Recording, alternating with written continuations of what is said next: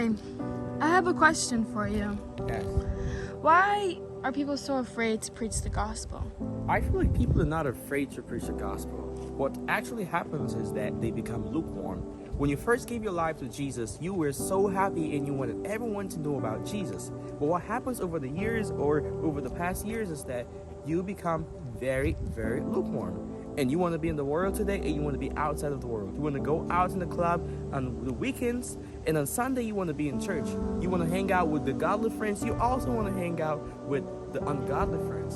So what happens is that you become lukewarm. You stop praying, you stop going to church, you stop surrounding yourselves with Christian friends to build your faith. So it's not about being afraid to preach the gospel. I think it's more about building or reigniting the fire of the Lord inside of you.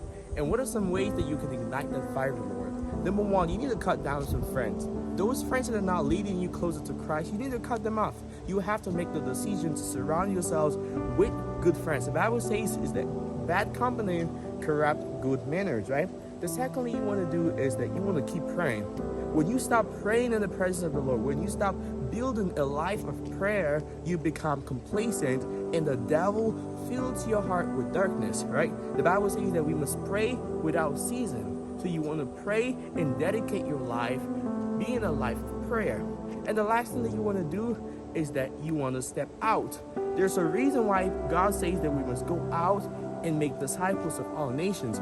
That doesn't mean you're a pastor. That doesn't mean you're a prophet. That doesn't mean you are a bishop, right? In your workplace, you can be an example of Christ by the way you live, the way you talk, the way you move around with people. In your job as a medical doctor, you can be an example of Christ in that job. In your field as a sports or a basketball player, you can be an example around you. So preaching the gospel does not mean you need to have a camera in front of you, you need to have a social media. It simply means living a Christ-like life that pleases the Lord. I hope this helps you.